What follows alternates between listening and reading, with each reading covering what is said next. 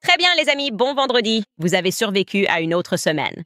Et c'est vraiment un bon vendredi car Chris Terroir est toujours en tendance sur X. J'adore ça. Je vais vous donner un petit aperçu de ce que j'en pense. Je pense vraiment que c'était encore une bonne chose au final. Quoi d'autre avons-nous pour vous aujourd'hui? Eh bien, Harvey Weinstein m'a adressé un grand coup de projecteur public dans le Daily Mail et le New York Post pour avoir examiné son affaire de manière objective, et je l'en remercie. Aussi, bien sûr, j'ai une mise à jour à vous donner concernant l'affaire Blake Lively, parce que nous apprenons que Hugh Jackman, Wolverine, va être entendu sous serment. Et je soupçonne que cela pourrait rendre Ryan Reynolds extrêmement nerveux, et je vais vous expliquer pourquoi. À ce propos, le juge Lehman est revenu avec une réponse ferme concernant la désignation uniquement pour les yeux des avocats, dont nous avons parlé. Alors, allons-nous obtenir ces messages techniques de Taylor Swift? Oui ou non? Découvrons-le. Bienvenue à nouveau sur Candace.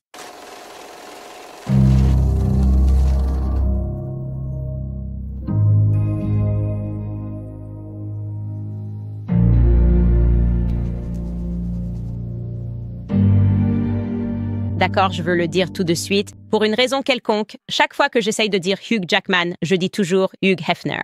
Donc si je fais ça tout au long de cet épisode, veuillez m'excuser. Je ne sais pas pourquoi, je n'arrive tout simplement pas à sortir Hugh Jackman. Et je l'ai dit genre 22 fois et mon équipe m'a corrigé à chaque fois. Mais bref, en fait, nous n'avons pas vraiment beaucoup parlé de lui dans toute cette affaire, ce qui est un peu étrange. Je ne sais pas vraiment pourquoi. Nous n'avons pas vraiment approfondi le cas de Hugh Jackman et le rôle qu'il a joué dans tout ça, alors qu'on a examiné tout le monde d'autres. Peut-être secrètement parce que j'étais une fan inconditionnelle des X-Men, j'adorais absolument les X-Men, les films, et peut-être qu'une partie de moi n'avait tout simplement pas envie qu'il fasse partie de l'équipe de harceleurs contre Justin Baldoni. Hélas, nous devons examiner cette affaire de façon objective. Et il a effectivement participé au harcèlement dont Justin Baldoni a été victime. Qu'il veuille l'admettre ou non, ou qu'il le voie ou non, voici les faits. Prêt? Nous savons qu'il se tenait aux côtés de Ryan Reynolds dans chacune de ces scènes de Deadpool et Wolverine, où Nispool a été introduit, puis maltraité, puis assassiné de façon très graphique et exagérée, parce que c'est vraiment drôle. Tuer des gens avec qui on a un problème dans la vraie vie en les transformant en personnages.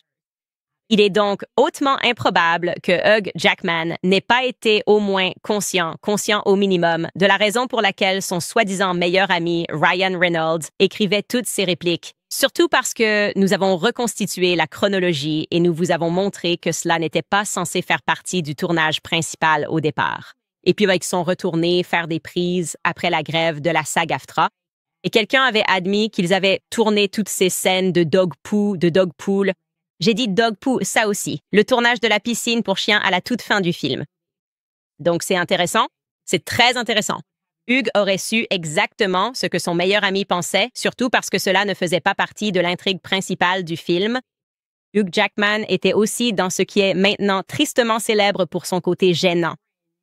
Ça se termine avec les États-Unis, un sketch promotionnel qui n'avait rien à voir avec la promotion du film, qui portait sur la violence domestique et que Ryan a réalisé. Et il a fait venir sa mère et Blake était en arrière-plan. On a appris ça. Mais il a aussi fait venir son meilleur ami parce qu'il voulait juste un peu de pouvoir de star.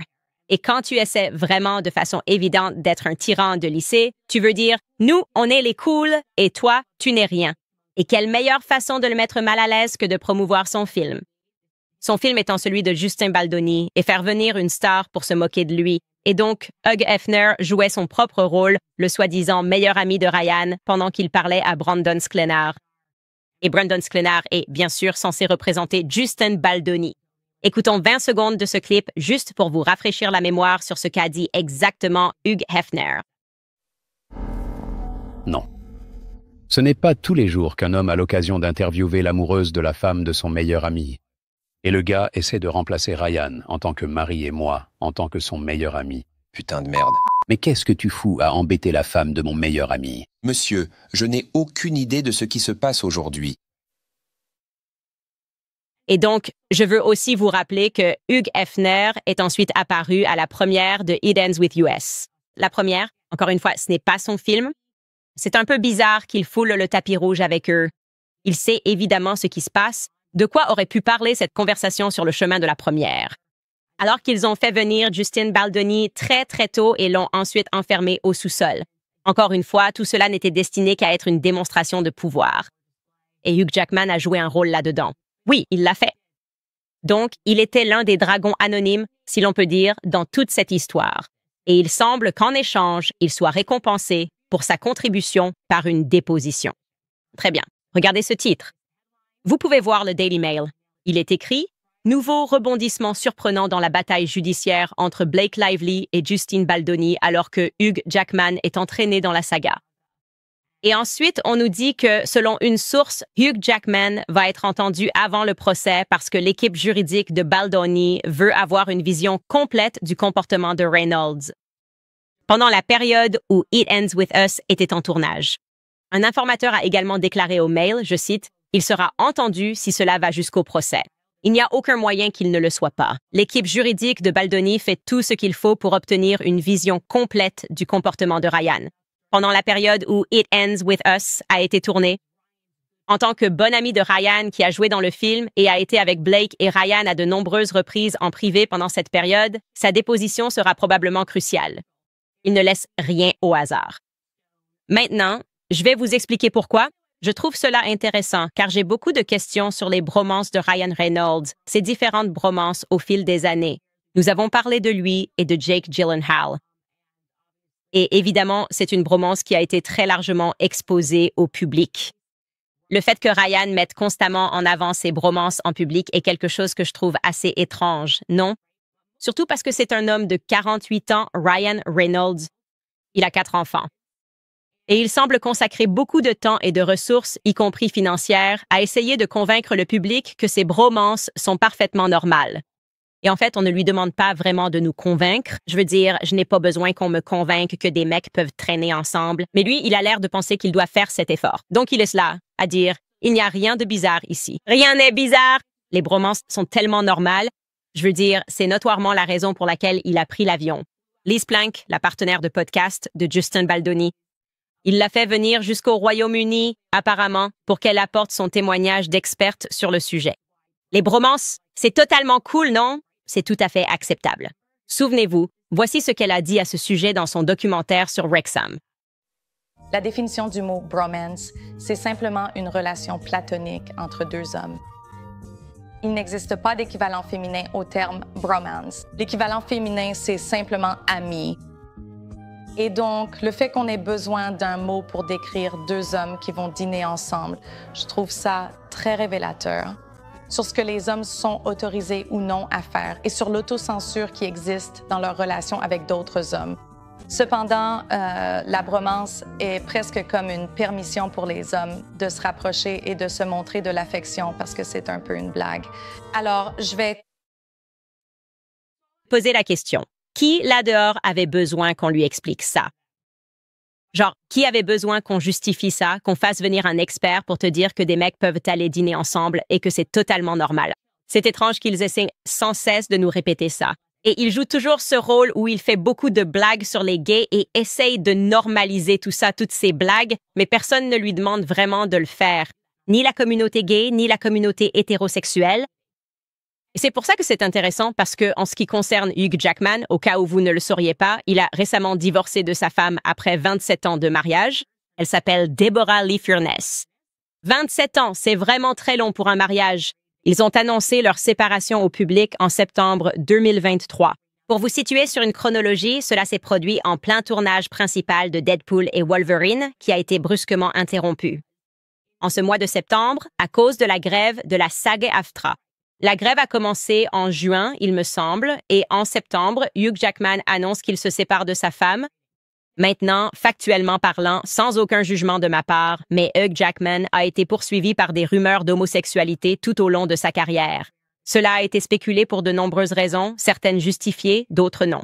Certaines personnes n'ont jamais vraiment cru à son histoire, au sommet de sa carrière, d'avoir épousé une femme de 13 ans, son aînée. Certains diront que c'est de l'agisme. Les gens trouvaient cela assez étrange. Il avait 28 ans lorsqu'ils se sont mariés. Elle avait 41 ans, donc beaucoup de gens disaient d'emblée « non, non, non, non ». Ce type l'utilise comme couverture, ce qui est un terme utilisé pour désigner un mariage de façade. Et comme je vous l'ai dit, cette accusation peut être fondée dans de nombreuses circonstances. Cela arrive très souvent à Hollywood. Et nous en parlerons dans mon club de lecture quand nous lirons Hollywood Babylon. Quoi qu'il en soit, les gens ont vraiment commencé à remettre en question sa sexualité après qu'il ait joué un personnage très flamboyant dans la pièce de Broadway The Boy from Oz. C'était en 2003. L'histoire parle d'un auteur, compositeur, interprète ouvertement gay nommé Peter Allen. Et ce qui a marqué les gens dans cette production, c'est le fait que Hugh Jackman ait choisi d'embrasser son partenaire masculin sur scène. Tout au long de cette production, même si dans le scénario original, il n'y en avait pas de baiser entre les acteurs masculins.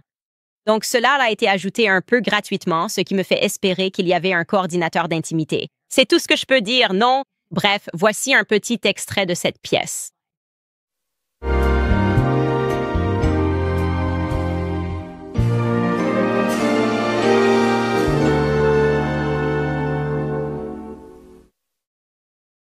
Et les rumeurs n'ont cessé de circuler, encore et encore, tout au long de sa carrière. Elles sont devenues si persistantes et constantes que cela a abouti à une interview dans 60 Minutes Australia où lui et sa femme de l'époque, Deborah Furness, ont répondu. Et elle était assez frustrée que les gens demandent toujours si son mari était en fait homosexuel. Écoutez un extrait. Apparaître sur scène dans le rôle de Peter Allen il y a 10 ans a été un tournant dans la carrière professionnelle de Hugh. Mais depuis, cela a alimenté les spéculations que Jackman serait gay et que son mariage avec Deb serait une mascarade. Maintenant, j'ai lu que c'est seulement récemment que vous avez dit que ces rumeurs sur votre sexualité commençaient à vous atteindre. Oh! S'il te plaît. Si je l'étais, je le serais. Je ne pense pas que ce soit, pour moi, la chose la plus intéressante chez une personne, de toute façon. Je suis frustré pour eux parce que je les vois dire, eh bien, c'est tout simplement fou.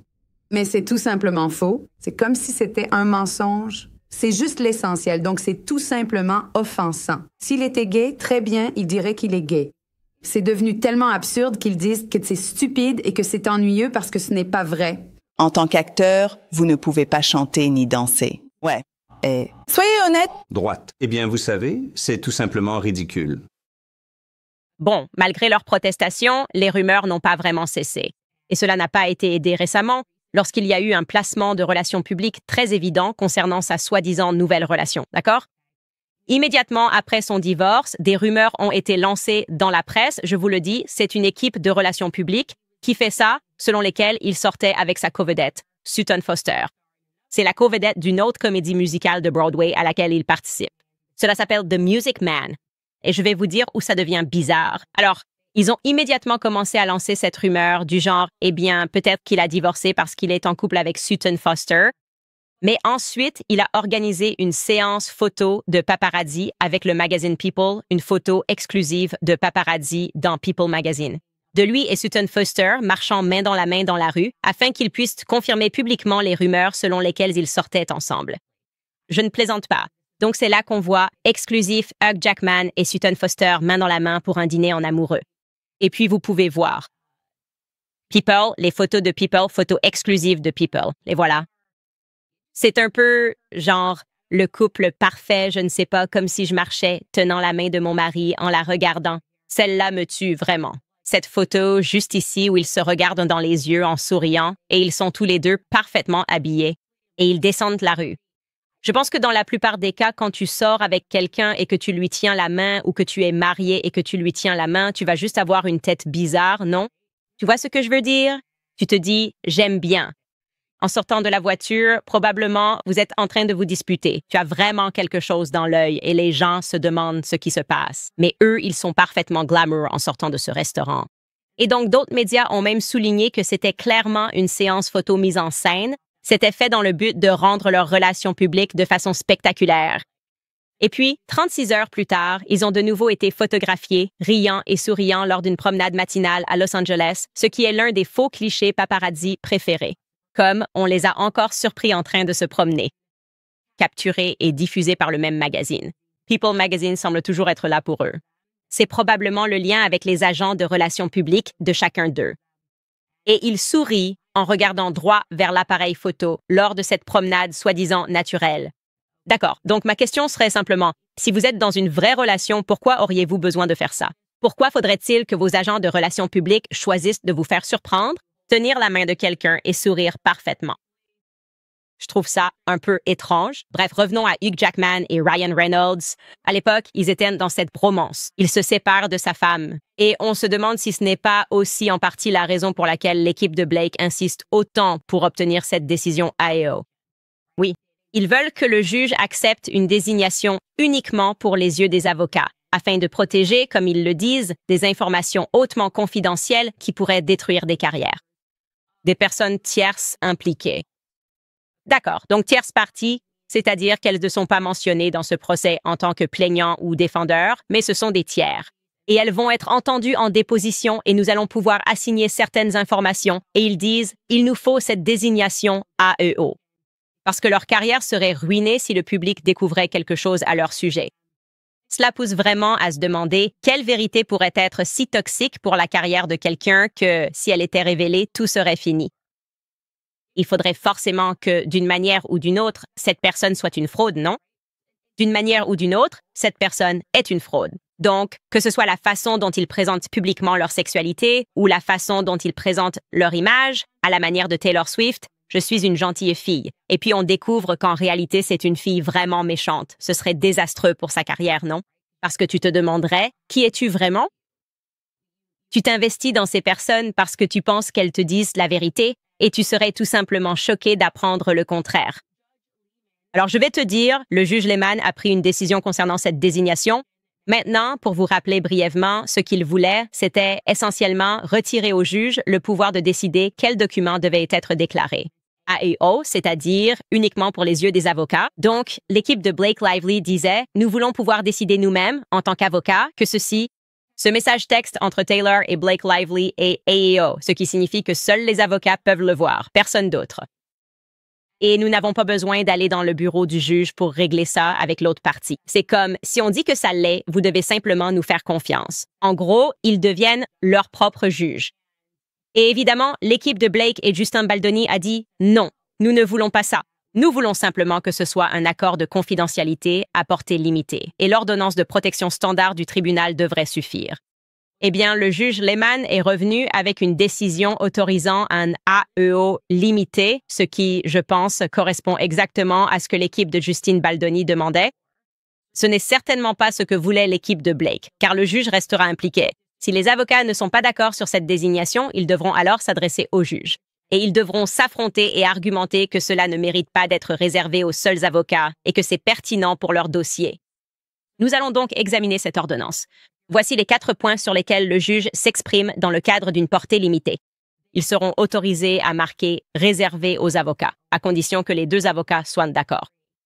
A. Ils disposent de secrets commerciaux, de plans d'affaires confidentiels, de plans marketing et de stratégies pour des clients autres que les parties à ce litige, de projets commerciaux confidentiels ou de pistes de projets pour des clients autres que les parties à ce litige, de projets créatifs ou d'idées confidentielles autres que ceux impliqués dans ce litige. Bien sûr, personne ne veut ça. Personne ne se soucie de savoir si, vous savez, Hugh Jackman, on découvre dans un texto, travaille sur un projet avec Lady Gaga. Je ne sais pas. Ce n'est pas vraiment pertinent. Et bien sûr, il devrait pouvoir garder cela comme une information propre à ses plans d'affaires. B. Il y a des mesures de sécurité prises par les parties ou des tiers. Bien sûr, nous n'avons pas vraiment besoin de savoir qui ils utilisent pour la sécurité, ni comment ils font entrer et sortir la sécurité des lieux. Nous n'avons tout simplement pas besoin de cette information. C. Les informations médicales des parties ou de tiers. Encore une fois, c'est une désignation évidente. Et d'ailleurs, ce ne serait pas forcément ruineux pour leur carrière. Mais en fait, ce n'est tout simplement pas à nous de savoir quelles maladies ils affrontent, quels médicaments ils prennent. Je comprends ça, c'est tout à fait normal. Et D, des informations hautement personnelles et intimes concernant des tiers, ainsi que des informations hautement personnelles et intimes. C'est très intéressant à propos de parties autres que les informations directement pertinentes pour la véracité ou la fausseté de toute allégation dans les plaintes de cette affaire. Et je pense que le point D est là où ça va devenir compliqué dans le bureau du juge. Je pense qu'ils ne vont pas être d'accord là-dessus, n'est-ce pas? Parce que, je veux dire, que se passe-t-il si un message texte, comme on l'a dit, concernant des relations intimes, que se passe-t-il s'il y a un message texte, comme je l'ai dit, Taylor Swift, qui sort d'une relation avec Joe Alwyn, Hugh Hefner, qui sort de cette relation avec Deborah Furness? Ils parlent à leurs soi-disant meilleurs amis. Et si on découvre que Je ne sais pas, j'invente complètement ce message, mais Taylor Swift envoie un texto à Blake Lively et dit « Je vais te donner un contact. Tu peux brûler Justine Baldoni avec mon feu de dragon, comme je l'ai fait avec Joe Alwyn. » Oh, c'est piquant. C'est quoi la blague? Et ensuite, ce qui va probablement se passer, c'est que l'équipe de Blake va argumenter que c'est nuisible à la carrière de Taylor Swift. Et puis, vous allez avoir Brian Friedman dans la salle d'audience qui dira « Excusez-moi, c'est incroyablement pertinent parce que cela montre que cela faisait partie d'un plan plus vaste pour lui nuire. » Et ils utilisèrent cet exemple de ce qu'elle a fait à Joe Alwyn. C'est le genre de choses où ça va devenir très délicat. Ces avocats ne vont pas être d'accord sur ce qui est pertinent pour l'affaire, parce que j'ai tendance à être d'accord avec Brian Friedman. Tout est pertinent. Si vous découvrez que Ryan Reynolds et Hugh Hefner ont une relation ou quelque chose comme ça, cela change beaucoup de choses. Cela vous en dit long sur l'état d'esprit. Je veux dire, il y a tellement de choses qui sont pertinentes pour que le jury comprenne ce qui se passait dans la vie de ces personnes. C'est pour ça que j'ai même dit, j'étais là. Quelle était sa mentalité en sortant d'une relation de 5 ans avec Joe Alwyn? Est-ce qu'elle voulait juste tout envoyer valser et, vous savez, faire des trucs, faire des bêtises avec ses amis, comme j'ai envie de le faire tout le temps? Chaque jour où je rate un podcast, j'ai juste envie de faire des bêtises avec mes amis. Peut-être que c'est ce que ressentait Taylor Swift. Donc, je pense que ça va devenir délicat à ce niveau-là. On va voir exactement ce qu'il décide, ce avec quoi le juge sera d'accord. Je pense qu'on va avancer morceau par morceau. Le procès n'est pas censé avoir lieu avant mars 2026. Donc, ils ont clairement le temps. Et je pense qu'en ce moment, si j'étais dans l'équipe de Blake, je songerais à abandonner. Je me dis, je ne suis pas vraiment à l'aise avec ça et je ne me sens pas confiant à ce sujet. Et peut-être qu'il est temps de jeter l'éponge et de parler d'un accord. Je vais aussi vous montrer ça très rapidement à la page 9 de la décision du juge. Il écrit « Avant que les parties n'attribuent une désignation AEO, l'ordonnance de protection leur impose la charge de déterminer que l'information n'est pas directement pertinente à une allégation dans les conclusions. » Ce qui revient essentiellement à dire « En gros, vous allez devoir nous expliquer pourquoi vous pensez que ce n'est pas pertinent pour les conclusions afin que nous puissions en être informés. » Et je pense que tout est pertinent. Je pense que tout cela n'est évidemment pas des informations de santé, mais on ne peut pas vraiment entrer dans l'état d'esprit de quelqu'un. Et si vous ne comprenez pas les communications qu'ils avaient avec leurs amis pendant qu'ils faisaient ces sketchs promotionnels, pendant qu'ils parlaient à sa mère de la lecture de ses répliques, eh bien, nous avons besoin de voir tout cela. Alors, qu'est-ce que cela signifie? Oui, eh bien, ça va devenir intéressant. C'est déjà intéressant. Nous apprenons évidemment qu'il va être déposé. Et comme je l'ai dit, je pense que l'équipe de Friedman doit probablement se sentir très bien en ce moment. C'est ce que je dirais, parce que tout est pertinent et tout va finir par sortir. Très bien, les amis, je voulais juste vous rappeler à propos de Preborn. Oh, attendez, il y a encore une chose que je dois ajouter ici. Taylor Swift serait apparemment cachée. Et cela a en fait été révélé en exclusivité dans le Daily Mail. Qu'elle serait apparemment cachée, qu'elle est très inquiète d'être impliquée dans cette affaire. Encore une fois, je vais poser la question, de quoi a-t-elle si peur? Parce que je n'aurais pas peur d'être impliquée dans une affaire. J'ai l'impression de me comporter en privé comme je me comporte en public. Et donc, ils disent en gros qu'elle est au courant de toutes les spéculations sur ce qui se passe. Elle ne veut pas être entraînée dans cette affaire. Elle ne veut pas être déposée. Elle ne veut pas être assignée à comparaître dans cette affaire. Et elle veut juste aller être heureuse avec Travis Kelce. Et ils essaient sans cesse de brouiller ce message. Et cela me fait simplement penser qu'elle a fait quelque chose, qu'il y a un gros problème pour elle. Et c'est pourquoi je pense qu'ils vont céder. Bref, passons à Preborn. Qu'ont en commun Andrea Bocelli, Steph Curry, Justin Bieber et Tim Tebow? Eh bien, toutes leurs mères ont été encouragées à mettre fin à leur grossesse, car lorsqu'une femme fait face à une grossesse non planifiée, elle subit souvent des pressions pour mettre fin à la vie de son enfant. Elle veut faire le bon choix, mais la société et son entourage lui disent que le bébé n'est pas le bon choix. Le bébé n'est même pas encore une vie. C'est là que le ministère Preborn intervient. Preborn et son réseau de cliniques offrent des soins compatissants et du soutien aux mères pour choisir la vie, y compris une échographie gratuite. Quand une mère entend le battement de cœur de son enfant, elle est 2 fois plus susceptible de choisir la vie. Si vous êtes pro-vie, il est temps de vous unir à Preborn. Ensemble, nous pouvons donner aux femmes le pouvoir de choisir la vie en valorisant la vérité de la maternité qui transforme les familles et les avenirs. Une échographie ne coûte que 28 $ et 140 $ permettront de sauver 5 bébés. Lorsque vous faites un don mensuel, vous recevrez des histoires et des photos des vies que vous avez contribué à sauver. Alors faites un don en composant le dièse 250 et en disant le mot-clé bébé. Encore une fois, c'est dièse 250 BB où vous pouvez faire un don en toute sécurité sur preborn.com. Coupez Candace. Encore une fois, c'est preborn.com/Candace. Aussi, du pur bavardage. S'il y a deux choses certaines dans la vie, ce sont la mort et les impôts. C'est maintenant. Nous savons qu'il y en a un troisième également. Si vous êtes chez Verizon, AT&T ou T-Mobile, vous pourriez économiser une fortune chaque mois en passant à Pure Talk. Pure Talk, mon opérateur de téléphonie mobile, supprime les excédents de l'industrie du sans-fil pour seulement 25 $ par mois. Vous pouvez bénéficier d'appels, de SMS illimités et de 5 gigas de données sur le réseau 5G le plus fiable d'Amérique. La famille moyenne de 4 personnes économise plus de 1 000 $ par an en passant à Pure Talk.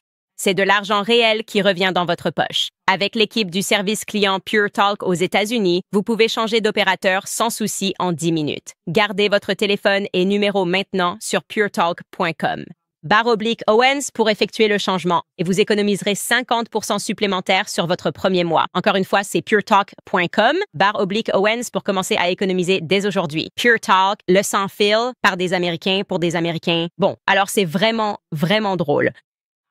Voilà le truc. Si vous ne mentez pas, vous n'avez pas à passer pour un idiot. Quand l'un de vos mensonges est démasqué, je sais que ça ressemble à un conseil évident. Dites simplement la vérité. C'est comme le conseil de la juge Judy. Dites simplement la vérité. Vous n'avez pas besoin d'avoir une bonne mémoire. Vous n'avez pas à vous inquiéter que des choses reviennent vous hanter. Et donc, ça m'a vraiment fait rire qu'au milieu de ce non-débat sur Christ est roi, je devrais juste l'appeler ce Christ est roi. Un coup de carême aléatoire où des gens essaient de faire croire que cette expression est antisémite. Et par gens, j'entends ce tout petit groupe financé par l'ADL, d'analystes qui travaillent pour le Network Contagion Research Institute, peu importe ce que c'est, au moment même où ils font ça, en même temps, Harvey Weinstein, qui est juif et qui a donné tellement d'argent à l'ADL, s'est exprimé auprès de Page Six à mon sujet. Et le titre réel ici est hilarant. Je sais à quel point ce journaliste a eu du mal à écrire ça parce que Page Six étaient le groupe qui a poussé. L'arrêt de l'étiquetage par Stop Antisémitisme me désignant comme l'antisémite de l'année. Donc ce titre dit « Pourquoi ?» Harvey Weinstein a affiché un sourire édenté au tribunal et fait l'éloge de l'antisémite de l'année, Candace Owens, depuis sa cellule. Donc c'est juste drôle parce que la quantité d'efforts que ça demande, ils ont participé à cette campagne de diffamation contre moi en tant qu'antisémite et maintenant ils doivent jouer à ce jeu de journalistes, de contorsionnistes et complètement se tordre et se contorsionner pour expliquer. Non, c'est Adolf Hitler. Elle essaye aussi de faire libérer cet homme juif de prison parce que je crois qu'il a été condamné à tort. Et je montre à tout le monde tous les faits ici. Et oui, ils ont juste l'air ridicules. Tu as l'air ridicule. Et si tu avais dit la vérité dès le début, si tu avais dit la vérité l'année dernière, si tu n'avais pas fait semblant, que j'avais dit toutes ces choses horribles, que je nourrissais de la haine dans mon cœur envers les Juifs parce que je ne soutiens pas PB, Netanyahou, tu n'aurais pas à avoir l'air aussi ridicule. Bref, Harvey Weinstein, un journal appelé Page Six, apparemment, c'est ce qu'ils ont dit. Ils ont dit qu'il était de bonne humeur à propos de sa, je cite, relation hautement improbable avec une polémiste de droite controversée, Candace Owens, qui a été nommée antisémite de l'année par le groupe de surveillance Stop Antisémitisme. Il a déclaré, je cite, « Mes opinions sont complètement différentes des siennes, mais elle est coriace et tenace. » Il l'a qualifiée de superstar après qu'Owens a défendu l'innocence de Weinstein dans son podcast. Il a dit, je cite, « Elle a approché un de mes amis, puis elle m'a approché et je lui ai dit, « Candace, je suis un grand soutien de l'Anti-Défamation League. Tu n'es pas la personne la plus populaire sur ma liste. » C'est vrai. Il a effectivement dit que je n'étais pas la personne la plus populaire et ça m'allait parce que je lui ai dit qu'il n'était pas non plus la personne la plus populaire sur ma liste. Et puis il continue en disant « Mais je n'ai jamais rien vu de tel. Cette femme va devenir une superstar et j'ai côtoyé des stars. Elle fait du journalisme d'investigation dans son podcast. » Et j'adore ça. J'aime aussi vraiment le timing de tout ça parce que je pense vraiment que cela montre qu'au final, la vérité finit toujours par remonter à la surface et que le reste importe peu. Je veux dire, on se laisse tellement submerger par ces calomnies, ces diffamations, ces insultes. Tu es là-dessus? Es-tu républicain? Es-tu démocrate? Les gens qui font du branding parlent d'extrême droite, d'extrême gauche. Et ce que nous voyons, et ce que je répète souvent dans ce podcast, c'est qu'aujourd'hui, il s'agit surtout de personnes qui ont simplement soif de vérité. Peu importe que tu sois de gauche ou de droite, peu importe en particulier ce que tu ressens. À propos de Harvey Weinstein, et il le dit lui-même, il l'a aussi dit au Daily Mail. Ils ont publié cela en exclusivité aujourd'hui. Il a dit « Mes avocats parlent de la possibilité que je témoigne, et ce n'est certainement pas hors de ma portée de prendre cela au sérieux parce que je suis innocent. Dans chaque acte avec ces femmes, tout était consenti. À ce sujet, il a couvert d'éloges un allié improbable, la provocatrice d'extrême droite Candace Owens. D'accord, étais-je une provocatrice d'extrême droite quand j'écrivais pour vous, Daily Mail, quand vous m'avez payé pour écrire, juste quand je suis devenue en quelque sorte anti-Asie. Ok, cool, je vérifie juste. Qu'il a récemment défendu sur YouTube? Elle soutient qu'il a été victime du mouvement MeToo, qui a éclaté en 2017 lorsque des femmes ont commencé à rendre publics des témoignages sur son comportement. Owens fait rapport sur son aide pour changer l'opinion publique à l'approche de son nouveau procès, a-t-il déclaré. Citation. Nous ne sommes d'accord sur presque rien, mais son niveau de reportage est incroyable, a-t-il déclaré. Elle ne me traite pas comme un héros. Elle me traite comme un type qui a trompé sa femme et qui était amoral, mais qui n'a agressé sexuellement personne. Je crois qu'elle est convaincue de mon innocence. Je suis innocent, a-t-il soutenu, et j'ai été pris dans la tourmente d'un mouvement. C'est exactement mon point de vue. Ce n'est pas un homme bien, ce n'est pas un homme moral, ce n'est pas une personne avec qui je m'associerais. Je crois que je lui ai littéralement dit un jour au téléphone, « Si j'étais ta femme, tu sais, je suis juste reconnaissante que tu n'aies pas été mon mari, tu vois, et je ne suis pas d'accord avec ce que tu as fait. » Mais j'ai aussi examiné cette affaire de façon objective, et je pense que ce qui t'est arrivé au tribunal a été un véritable désastre. Et c'était injuste, une condamnation à tort. Et je lui ai dit cela avant que la condamnation ne soit annulée. Donc, je suis contente de voir que cela prend de l'ampleur. Si vous n'avez pas encore commencé cette série, vous devriez vraiment le faire. C'est très effrayant, surtout si vous êtes une femme qui a un fils, de réaliser que cela pourrait arriver parce que je croyais à la corruption dans les médias. Jamais, même dans 1 million d'années auparavant. Jusqu'à ces dernières années, je n'aurais jamais cru que la corruption pouvait avoir lieu dans une salle d'audience. À cette époque, comme en 2020, en 2021, je pense que c'était en 2020, lors de sa première affaire, que ce niveau de corruption a pu se produire et que tout tournerait autour de la justice sociale. C'est donc presque une affaire encore plus importante car elle exige de la nuance. Cela vous oblige à dire « je n'ai pas besoin d'apprécier cette personne » pour vouloir voir la justice, la vraie justice rendue et non la justice sociale. C'est un bon exercice pour nous tous. Et donc, vous pouvez évidemment le voir épinglé sur notre page YouTube. Et la semaine prochaine, nous reviendrons alors que nous continuons à enquêter sur Jessica Mann, la jeune femme qui affirme avoir eu une relation consentie de 5 ans, sauf une fois où ce n'était pas consenti. Mais ensuite, ils ont continué à avoir une liaison pendant des années. Et cela n'a pas posé de problème au jury malgré les centaines et centaines d'emails que nous allons examiner car ils sont vraiment choquants. Nous reviendrons donc à notre série sur Harvey la semaine prochaine en préparation de son nouveau procès que je suivrai avec attention.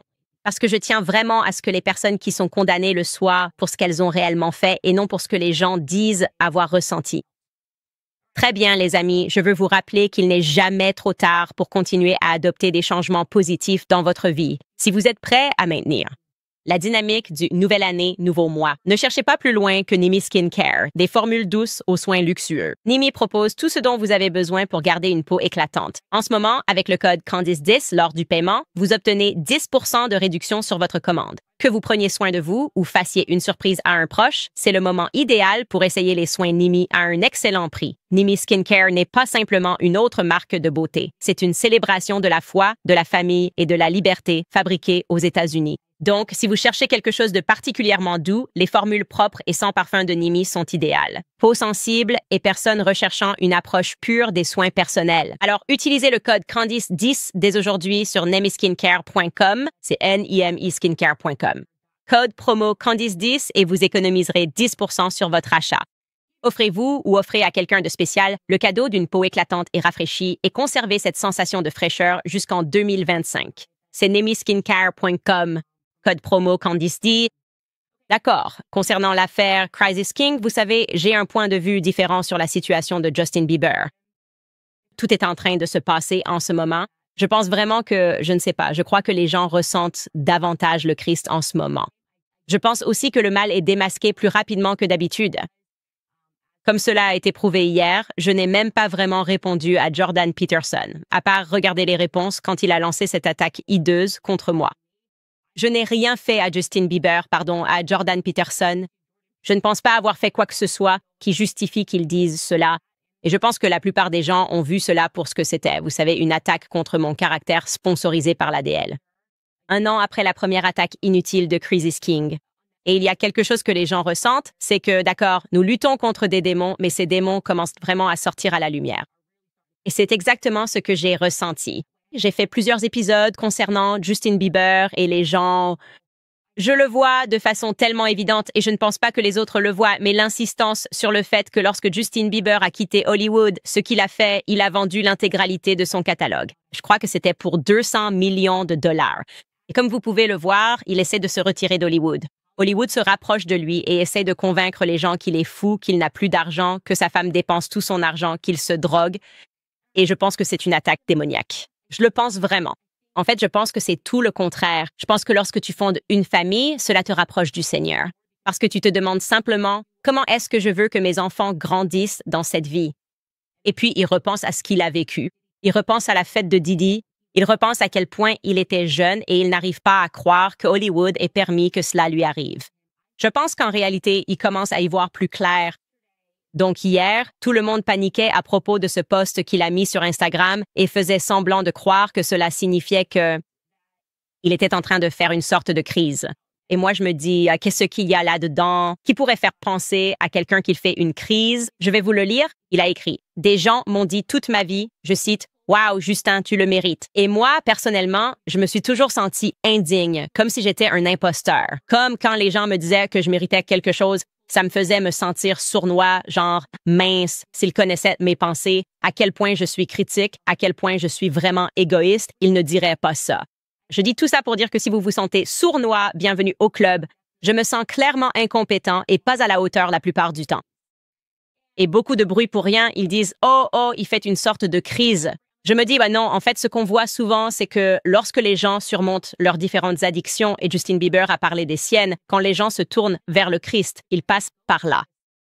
Une phase, je dirais même, où l'on se sent indigne de tout cela. J'ai aussi dit cela à Russell Brand, de façon assez notoire, et Russell Brand était un gauchiste. Et je suis allée dans son émission et j'ai vraiment passé un super moment. À l'époque, l'émission s'appelait, je crois, Beneath the Skin ou Under the Skin. Et nous avons eu cet échange, moi en tant que conservateur et lui en tant que gauchiste. Et je lui ai dit, je pense que tu t'accroches à toutes ces perspectives parce que tu te sens indigne. Comme si tu pensais ne pas mériter tout ce succès alors que tu as passé tant de temps consacré à tes addictions. Et pourtant, Hollywood t'adorait et te glorifiait à travers ses addictions. Et c'est pareil pour Justin Bieber. Il a traversé cette période de fête, il prenait de la drogue, tout ça, il couchait avec des femmes. Et les gens venaient et disaient « Tu es incroyable !» Et il était récompensé par des cadeaux et de l'argent. Donc tu dois traverser cette période de culpabilité, comme si je ne méritais vraiment pas ça. Et c'est ce qu'il partage. Et c'est quelque chose auquel on peut s'identifier. Ce n'est pas un signe qu'il y a quoi que ce soit de mal chez Justin Bieber. En fait, c'est même tout le contraire. Qu'il sait que malgré tout ce qu'il a pu faire de mal, il y avait toujours une sorte de main, comme s'il continuait quand même à avancer. Jésus-Christ marchait toujours à ses côtés, comme pour dire « Quand tu seras prêt à déposer ce fardeau, Justin, je suis là. » Je pense qu'il le ressent, c'est formidable. Maintenant, on rapporte que Justin et Hailey Bieber sont prêts à acheter un manoir en Europe parce qu'ils veulent fuir. Toute cette folie, toutes ces personnes qui prétendent qu'ils vont divorcer, qu'ils se droguent, et je pense que c'est une bonne idée. Je pense que c'est bien de quitter Hollywood. D'ailleurs, vous n'êtes même pas obligé d'aller jusqu'en Europe. Vous pouvez tout à fait venir ici, dans le Tennessee. Nous vous accueillerons dans le Tennessee. Nous veillerons sur vous. Les gens ont de bonnes valeurs en dehors de Los Angeles. Vous avez été dans cette bulle si longtemps que vous ne le sauriez probablement même pas. Mais ici, on n'a pas, vous savez, de paparazzi qui courent partout pour prendre des photos et dire des choses horribles sur les gens tout le temps. C'est pour ça qu'on a, vous savez, quelqu'un comme Bari Weiss, pour moi. C'est justement à ça que sert l'ADL et devinez où l'ADL est basé. Ils sont basés à Los Angeles, New York et LA. L'ambiance n'est tout simplement pas au rendez-vous. C'est ce que je dirais. Et au fait, les amis, je voulais vraiment vous remercier pour hier d'avoir été si nombreux à prendre ma défense. Dans cette section de commentaires avec Jordan Peterson. J'ai évidemment tout lu, mais je suis très contente que cela se soit reproduit. Je pense que l'an dernier, quand c'est arrivé, il y avait tellement de bruit, j'étais en train de partir. L'entreprise pour laquelle je travaillais, il y avait ce récit qui circulait selon lequel la raison de tout cela était en gros un antisémitisme rampant. Évidemment, il y avait eu, juste quelques mois avant, l'événement du 7 octobre. Donc, je pense que le public était plus enclin à croire que, ah, d'accord, évidemment, cette attaque contre Crisis King concerne en quelque sorte la radicalisation qui se produit dans le mouvement chrétien, ou quelque chose comme ça. Et maintenant, parce que c'était en quelque sorte une attaque qui a été menée de nulle part, littéralement de nulle part, personne n'a rien dit. Tout le monde comprend bien ce qui se passe ici. Tout le monde sait clairement que non, il s'agit en réalité d'une attaque contre la foi. Ce n'est rien qui soit fait de manière sincère. Personne n'attaquait qui que ce soit ni ne criait le terme « Christ est roi ». Donc je veux juste vous remercier parce que c'était vraiment incroyable de voir la réaction et de voir cela devenir tendance. Et encore une fois, cela n'a rien à voir avec moi. Je ne suis que le prétexte pour les gens qui ne m'aiment pas, mais il est clair que ce n'est pas moi qui les offense. C'est simplement la royauté du Christ qui offense et qui a toujours offensé. Certaines personnes, et ils le rendent encore plus évident parce qu'ils agissent comme des démons. Vous savez, ils ne peuvent tout simplement pas s'arrêter. Ils ne peuvent tout simplement pas laisser tomber. Ils ne peuvent tout simplement pas passer à autre chose. Moi, je suis passée à autre chose. Moi, j'ai laissé tomber. J'ai accepté les calomnies et les diffamations. J'ai reconstruit ma vie. J'avais, vous savez, lancé cette chaîne en juin. Nous n'avions aucune idée d'où cela allait nous mener l'année dernière. Et maintenant, nous avons plus de 4 millions d'abonnés. Et c'est parce que je pense que quand on s'attache à la vérité et qu'on n'a pas de mal dans le cœur, les attaques ne peuvent pas atteindre. J'y crois vraiment. Je le dis tout le temps aux gens. Peu importe ce que tu traverses, les gens mentent sur toi. Au final, la vérité sera révélée. Et c'est juste que ce qui se fait dans l'ombre finit toujours par être mis en lumière. Et je pense que beaucoup plus de choses vont être révélées cette année. Et ça ne me fait pas peur. J'aime la lumière. Je l'adore. Je pense que c'est le meilleur désinfectant. J'attends vraiment ce jour où les gens verront enfin ce qui se passe en coulisses. Et il est à noter pour moi que l'ADL était derrière cela. Cette étude, ce rapport réalisé pendant le carême, et ils étaient encore, l'année dernière, ceux qui orchestraient l'attaque du carême contre moi. Tout cela m'a paru très intéressant. Donc, le timing est suspect et je pense que les gens commencent vraiment à s'en rendre compte. Bref, regardons quelques-uns de vos commentaires. Entrons dans le vif du sujet. Rose écrit « Candice, n'arrête jamais de dire la vérité.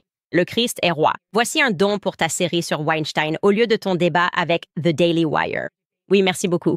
J'aimerais revenir à ce qui m'intéresse vraiment, c'est-à-dire examiner toutes ces histoires et les enquêter. Gabriel Ortiz écrit « J'ai été choquée d'apprendre l'attaque contre Crisis King. Je voyage beaucoup et, quand je prends l'avion, je porte toujours mon T-shirt Crisis King. Plusieurs personnes à l'aéroport l'ont lu à voix haute et m'ont dit à quel point elles l'aimaient. Oui, c'est choquant. C'était choquant, mais au final, c'est une bonne chose. Je pense que cela va attirer plus de monde. Je pense que les chrétiens se sont endormis au volant, surtout en Amérique, sans se rendre compte que c'est nous qui sommes attaqués. Et ils adhèrent constamment à cette idée selon laquelle nous devons être les défenseurs de la foi des autres. Et pendant que votre foi est régulièrement offensée, la nôtre l'est aussi. Investissez cette énergie ici, elle est vraiment nécessaire. Et d'ailleurs, un grand merci à Tim Pool et Mary pour l'émission d'hier. Ils faisaient face à quelqu'un qui essayait de prétendre que No Canis avait fait cela et ils ont répondu « Non, elle n'a trollé personne avec ça. Le Christ est roi. » Alors, qu'est-ce qui se passe vraiment avec ça? Merci à vous d'avoir fait cela. J'ai vu cet extrait. Jana écrit « Candice, reste forte dans la foi. Tu m'inspires à avoir une foi plus forte et je vais me faire baptiser pendant ce carême. Le Christ est roi. Gloire à Dieu. » Oui, c'est tellement enthousiasmant. C'est une telle bénédiction. Félicitations.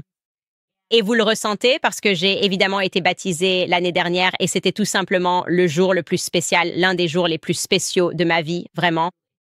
Je me suis sentie renouvelée. Je me suis sentie engagée et c'est ce que j'ai fait. J'avais le réconfort de savoir que tout irait bien. Je ne sais pas si cela a du sens, mais que Dieu vous bénisse pour cela. M.I.L. Candice, merci pour le rire à chaque fois que tu es là, dit Hefner. Et je l'ai déjà dit? Jure. Et c'est ce que je l'ai dit, pas les gars? J'ai vraiment pensé à dire Jackman presque 6 fois. Je ne peux pas dire s'ils sont à moitié F-man. Oh mon Dieu! J'ai dit F-man. Je ne sais pas pourquoi. Les gars, je me suis beaucoup entraînée avant de passer en direct aujourd'hui. Je me répétais juste Jackman, Jackman, Jackman. Mais j'imagine que Hugh Hefner, pour une raison quelconque, ça sort tout seul. Plutôt que de dire Hugh Jackman, ce qui est bizarre parce que j'étais fan de Hugh Jackman, pas de Hugh Hefner. Bref, la femme de Thor écrit « Ce pauvre gars, Justin Bieber, je me sens tellement mal pour lui. Je prie pour qu'il trouve du réconfort dans le Christ. Oui, je prie pour ça aussi. » Et on devrait vraiment prier activement pour lui, vraiment penser à lui et en prendre conscience. Je ne sais pas. J'ai juste l'impression qu'ils veulent le récupérer d'une certaine manière. Et s'il doit aller en Europe pour retrouver ce sentiment de paix, alors j'espère qu'il le fera. Et j'espère que plus de gens le défendront et reconnaîtront que c'est ce que les médias ont toujours été. Ils attaquent de façon démoniaque les personnes qu'ils considèrent comme leur appartenant, celles qui les ont quittés. C'est comme, tu sais, des ex-petits amis dérangés. C'est comme, non, tu étais à nous quand tu étais sous drogue. On t'aimait tellement. Et maintenant, tu essaies de remettre ta vie en ordre. Et nous, on ne fait pas ça parce qu'on est les médias. Et on te célèbre, pas quand tu es sobre, mais on te célèbre quand tu sais, confirmé à servir le diable. Et c'est ce que ressentent toutes ces personnes. Russell Brand, il l'adorait quand il était accro. Ils adoraient toutes ces personnes quand elles étaient dépendantes. Et maintenant, ils les détestent quand elles deviennent sobres et qu'elles se tournent vers le Christ. Irma écrit « Merci. Je dois à votre mari mon retour au catholicisme. C'est un apologiste formidable pour l'Église. Il m'a aidé à repenser ce qu'est le pardon et ce que j'aime et ce qui me manque dans mon Église. J'adore votre émission. Eh bien, je dois vous dire, je lui dois aussi le fait d'avoir été baptisé dans la foi catholique. Et je suis tellement en retard sur lui pour tout, que ce soit sa sagesse, sa théologie. Il est tellement profond sur le sujet. Je sais que beaucoup de gens disent qu'il devrait avoir un podcast catholique. Ce n'est tout simplement pas dans sa nature d'être en avant, ce que j'adore d'ailleurs. J'adore ça chez lui. J'adore qu'il soit anglais et bien plus réservé que moi. Mais c'est un véritable intendant spirituel. Et c'est parce que c'est grâce à la fermeté de sa foi que je peux être aussi ferme dans la mienne, même si je me considère vraiment comme une débutante et que je risque de faire beaucoup d'erreurs ici. Et j'ai l'impression, j'ai une plateforme et je ne veux pas faire ces erreurs parce que les gens vont dire, tu vois, elle ne fait pas ça correctement ou elle ne sait pas ce qui est juste. Alors, je demande toujours aux gens de simplement, vous savez, me laisser du temps et de savoir que je fais de mon mieux, mais je nous défendrai toujours quand on m'attaque, comme je l'ai fait hier. Donc, avec tout cela dit, les amis, lundi, on reprend notre série Harvey Speaks. Alors, assurez-vous, si vous avez du temps ce week-end, de revenir au début de cette série. C'est tellement agréable de voir des gens dire dans les commentaires que j'ai complètement changé leur avis à ce sujet. Comme je vous l'ai dit, je le ferai parce que je ne m'intéresse pas aux affaires, à moins de vraiment sentir qu'il y a quelque chose. Si vous voulez soutenir notre émission et notre indépendance, vous pouvez aller sur CandaceOwens.com et rejoindre le club de lecture si vous le souhaitez. Vous pouvez aussi devenir membre afin d'avoir accès à la série Shot in the Dark qui porte sur les vaccins, si vous êtes parent. Ou vous pouvez simplement nous faire un don parce que vous pensez que nous sommes formidables et que nous nous battons pour les bonnes causes sur CandaceOwens.com. Dans tous les cas, on se retrouve ici lundi.